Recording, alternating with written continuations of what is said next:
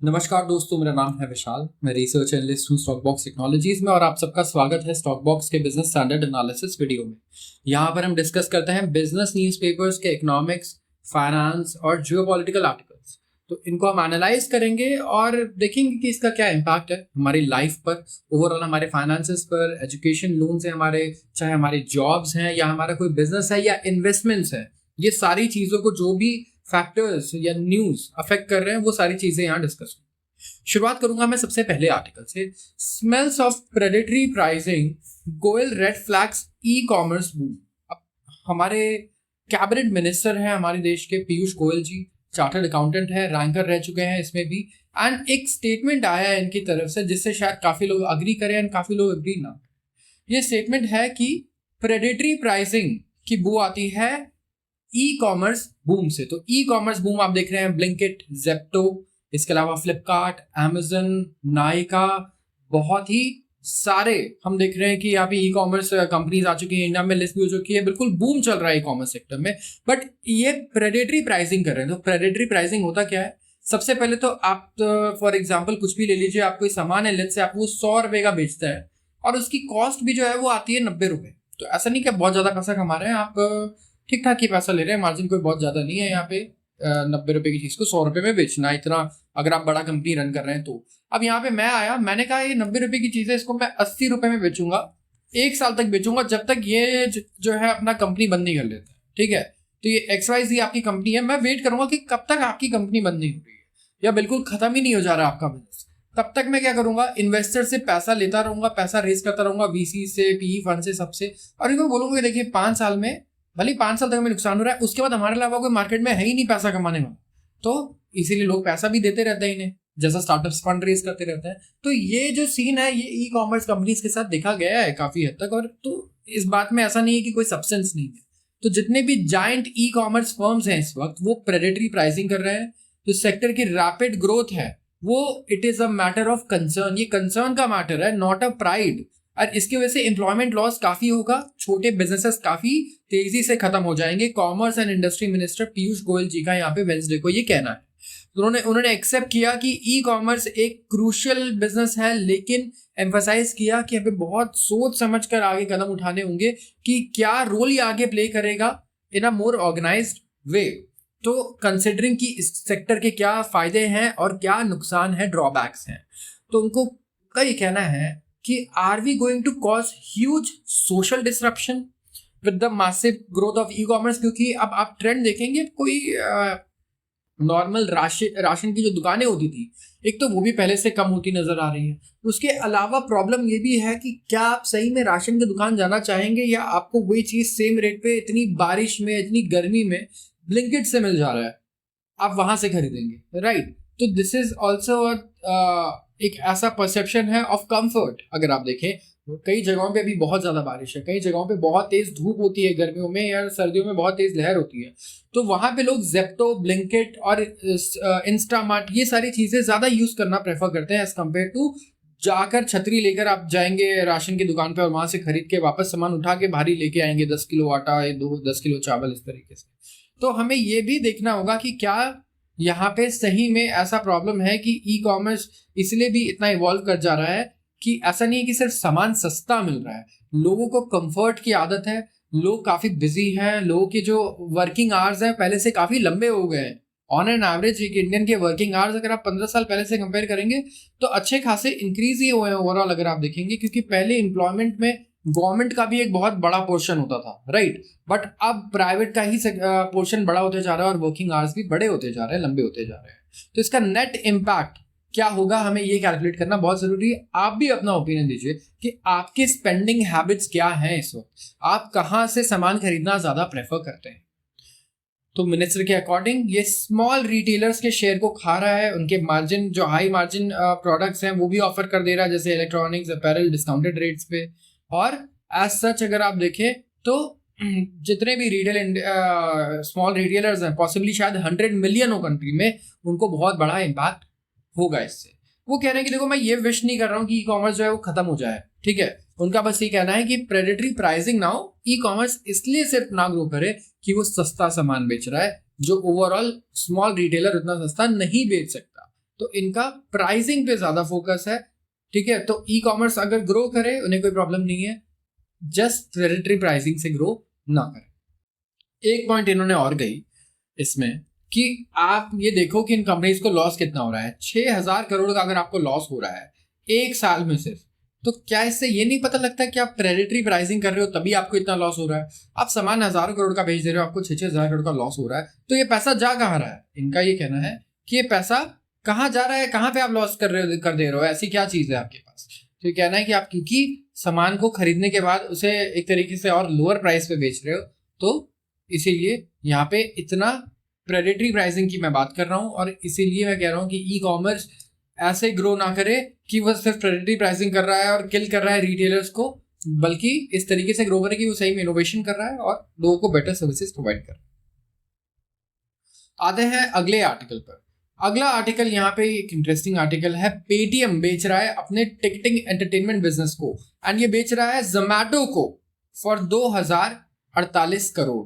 तो जोमैटो यहाँ पे खरीदेगा पेटीएम का टिकटिंग एंटरटेनमेंट बिजनेस। तो 197 कम्युनिकेशंस अगर आप देखेंगे, ये पेरेंट कंपनी जो ओन करती है पेटीएम ब्रांड को, बुधवार को इन्होंने कहा कि एंटरटेनमेंट टिकटिंग बिजनेस अब जाएगा ये जोमैटो के पास, 2,048 करोड़ में ये बेच देंगे इसे। करीब 280 एम्प्लॉयज हैं जो पार्ट है एंटरटेनमेंट का और टिकटिंग आर्म्स का, वो सब्सिक्वेंटली ट्रांसफर हो जाएंगे टू द फूड एग्रीगेटर। ये जो डील है इसकी वैल्यूएशन की गई है at 2,048 crore on a cash free and debt free basis, and this is a testament to the value Paytm has created through its entertainment ticketing business, bringing choice and convenience to millions of Indians। तो यहाँ पे बात हो रही है काफी अच्छे scaling की जो पेटीएम ने की है इस बिजनेस में, एंटरटेनमेंट और टिकटिंग बिजनेस में। पेटीएम ऐप के थ्रू आप काफी सारी चीजें कर सकते हैं, तो सिर्फ ये बिजनेस इंडिविजुअली इनका 2,048 करोड़ का बिका है। एंड फर्म एंटायर स्टेक अपना सेल करेगी ओटीपीएल में और डब्ल्यूपीपीएल में जो ऑपरेट करता है ticket new and insider to Zomato. अब ये जाएगा जोमैटो के पास। So now we know one thing कि जोमैटो अब एंटर करने वाला है दूसरे बड़े स्पेसेस में, एंड जोमैटो अब आएगा हमें सबसे पहले तो टिकटिंग बिजनेस में, तो इन्होंने जोमैटो ने ले ही लिया है बिजनेस का। इसके अलावा और भी कई सारी चीजें हैं जहां पे हमें लगता है जोमैटो अब स्पेस में एंटर करने वाला है, एंड वी हैव टू सी कि वो आगे कैसे एक्सपैंड करता है। तो फोकस यहाँ पे जोमैटो पे भी जरूर रहेगा हमारा। Government makes recycling push for non ferrous metal products. यहाँ पे बात हो रही है नॉन फेरस मेटल प्रोडक्ट्स की एंड रीसाइक्लिंग पुश की बात हो रही है। हमारे देश में रीसाइकल एक ऐसा सेक्टर है ना, हम लोग ईवी की बात करते हैं, डिफेंस बहुत बढ़ने वाला है इसकी बात कर रहे हैं। रिसाइकलिंग बिजनेस को आप देखिए कि इंडिया और पूरी दुनिया में भी रिसाइकलिंग बिजनेस कितने नेसेंट स्टेज पर है, एंड यहाँ पर काफी अच्छी अपॉर्चुनिटीज बन सकती हैं। कई सारी अनलिस्टेड कंपनीज हैं, जो प्राइवेट कंपनीज हैं, स्टार्टअप्स हैं, बहुत ही बढ़िया काम कर रही है रिसाइकलिंग के स्पेस में। ओवरऑल अगर आप देखेंगे, सेंटर एक डिटेल रोड मैप लेकर आया है जहां पे इंडस्ट्रियल वेस्ट को रिड्यूस करना चाहता है वो, और मैंडेट करना चाहता है, कंपलसरी बनाना चाहता है कि जितने भी नए प्रोडक्ट्स हैं वो जो नॉन फेरस मेटल से बन रहे हैं उनके अंदर मिनिमम 5% रिसाइकल कंटेंट होना चाहिए फाइनेंशियल ईयर 2028 से। तो यहाँ पे गवर्नमेंट क्लीन एनवायरमेंट के लिए सारे रेगुलेशंस ला रहा है ताकि हम लोग रिसाइकल प्रोडक्ट्स को यूज करें। एंड जो ये रिक्वायरमेंट है इट विल प्रोग्रेसिवली इंक्रीज, और ये 10% पे भी जाएगी, तो अभी 5% है, बट इसे हम इंक्रीज करते रहेंगे धीरे धीरे। इससे कंट्री की जो डिपेंडेंस है प्राइमरी रिसोर्सेज पे वो कम होगी, और ये इन्वायरमेंटल इम्पैक्ट जो होता है माइनिंग के, इसको भी कंट्रोल कर पाएगा ओवरऑल। तो नोटिफिकेशन आया ministry of environment, forest and climate change के द्वारा the hazardous and other waste second amendment rules 2024 है, और ये आएगा effect, it will take effect from 2025 1 April. नई रेगुलेशंस में सिर्फ नॉन फेरस मेटल प्रोड्यूसर्स की बात नहीं हो रही है कि वो रिसाइकल करें specified percentage of their products, बल्कि ये इंट्रोड्यूस करेंगे extended producer responsibility framework. Extended producer responsibility framework क्या होता है? ईपीआर ये इंश्योर करेगा कि एनवायरमेंटली साउंड मैनेजमेंट हो रहा है स्क्रैप मटेरियल्स का। तो ओवरऑल यहाँ पे अगर आप देखेंगे तो एल्यूमिनियम हम यूज करते हैं जैसे ट्रांसपोर्टेशन, पैकेजिंग में, कंस्ट्रक्शन में, कॉपर इलेक्ट्रिक वायरिंग में, प्लम्बिंग में, इंडस्ट्रियल एप्लीकेशन में, और जिंक प्रिवेंट करता है कोरोजन की कंपोनेंट इन एलॉयज। तो जिंक हम लोग एंटी कोरोजन की तरह यूज करते हैं इसे।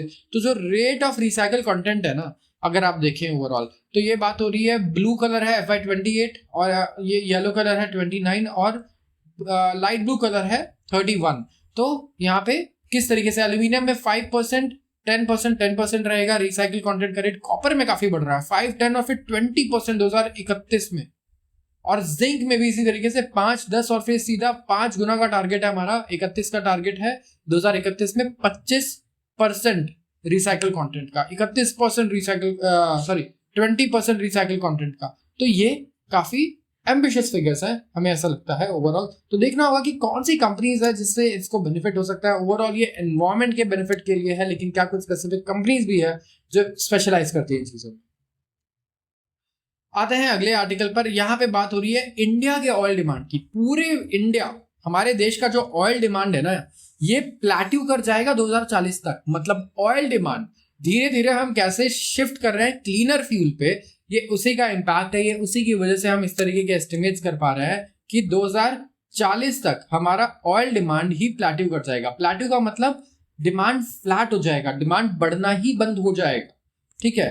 एंड यहाँ पे ऑयल डिमांड एक्सपेक्टेड है मिड 2040 तक करंट ट्रेजेक्टरी के हिसाब से, जो करंट ट्रेंड है ओवरऑल प्लेट्यू कर जाएगा। ग्लोबली ऑयल डिमांड फ्लैटलाइन हो जाएगा 2035 में। तो 2035 में तो ग्लोबल डिमांड प्लेट्यू होने वाला है, बट इंडियन डिमांड जो है ओवरऑल 5 साल आगे एक्सपेक्टेड है कि रहेगा और 5 साल बाद प्लेट्यू होगा।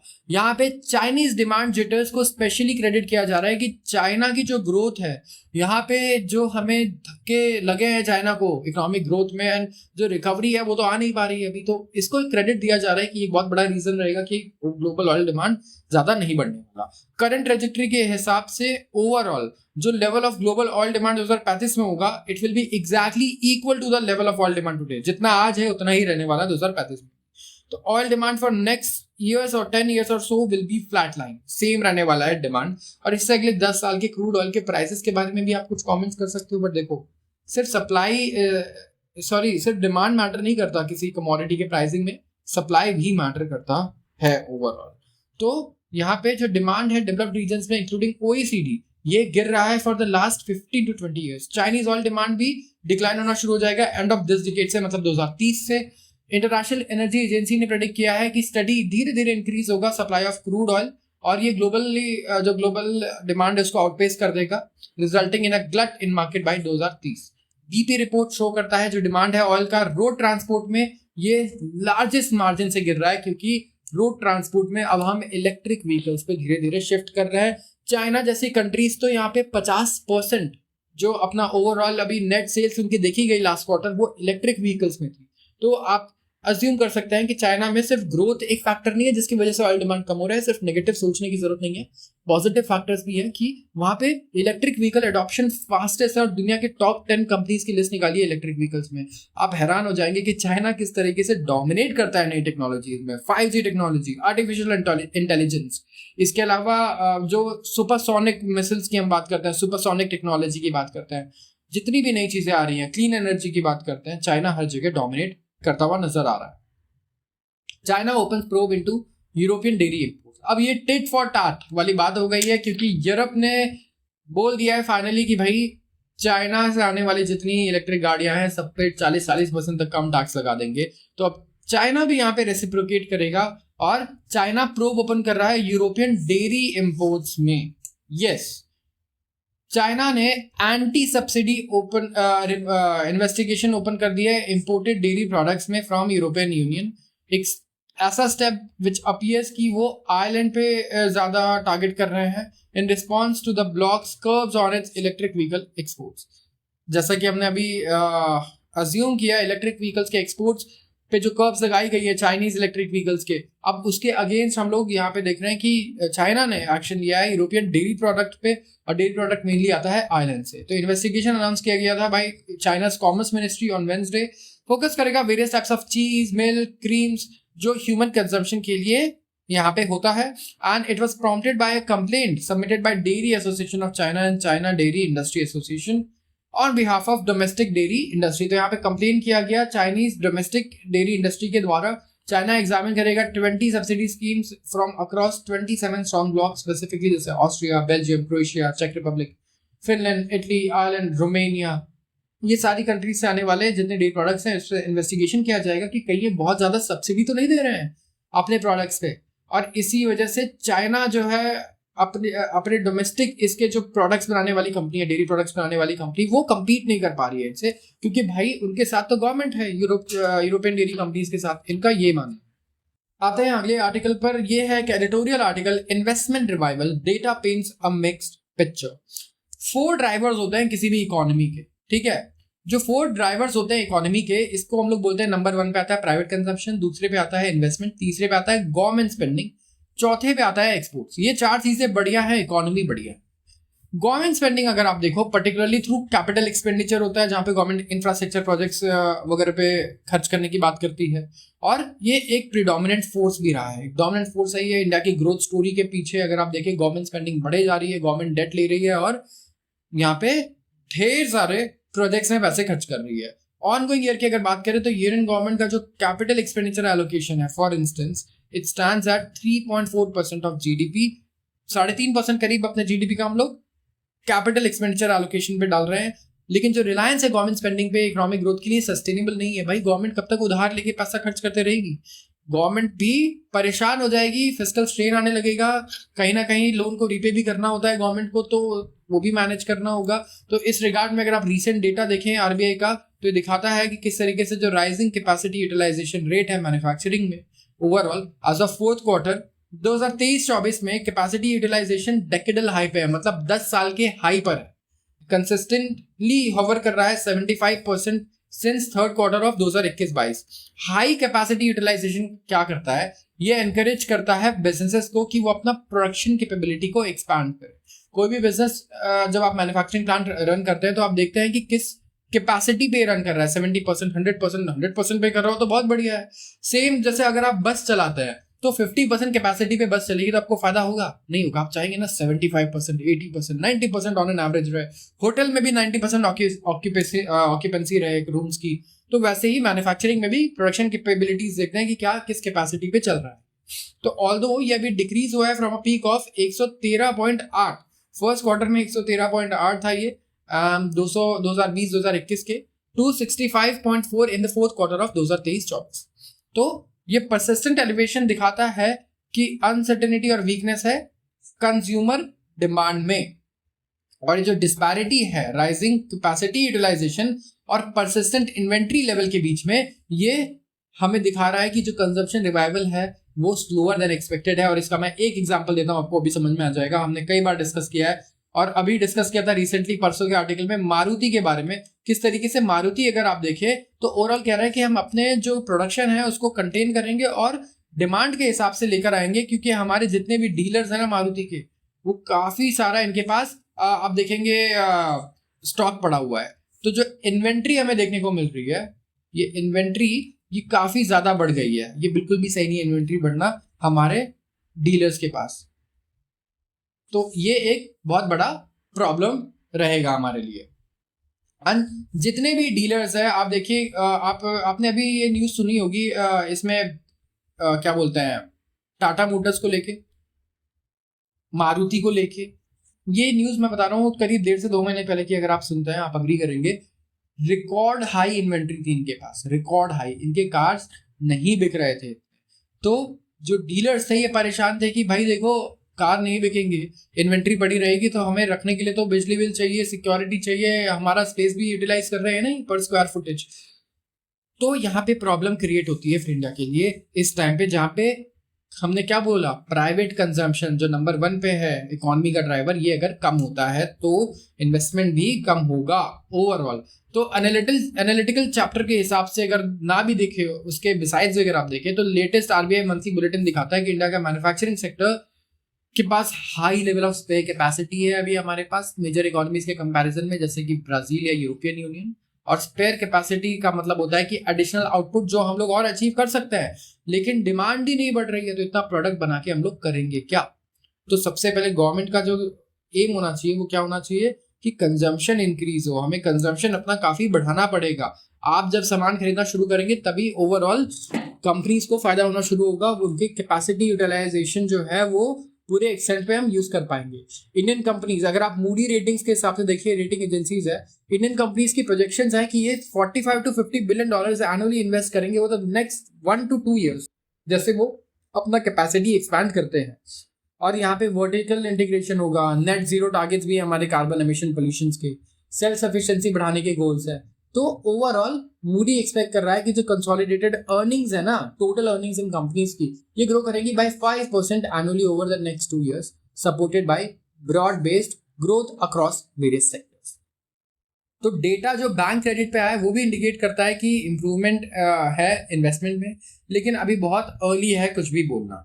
तो क्योंकि इंडस्ट्रीज के पास हायर इन्वेंट्रीज है, तो प्राइवेट कंजम्पशन जो है वो किस तरीके से जाएगा हमें देखना होगा।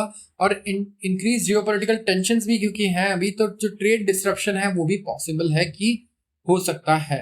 तो ओवरऑल जो सिग्निफिकेंट एक्सेस कैपेसिटी है चाइना में, उसके वजह से इंडिया में भी प्रॉब्लम आएगी। दुनिया इतना ज्यादा रिलेटेड है एक दूसरे से, इतना ग्लोबलाइज्ड है कि वहां पे यूएस में कोई प्रॉब्लम है तो इंडिया में इससे डिफरेंसेस आ जाते हैं, एंड चाइना में कोई प्रॉब्लम है उसकी वजह से भी इंडिया में काफी फर्क पड़ता है। जैसे इंडिया के मेटल सेक्टर पे भी देखा हमने, चाइना में ओवर कैपेसिटी हो गई थी मेटल्स की, बना तो दिए उन्होंने, प्रोड्यूस कर दिए, प्रोसेस कर दिए मेटल्स को, लेकिन डिमांड नहीं है।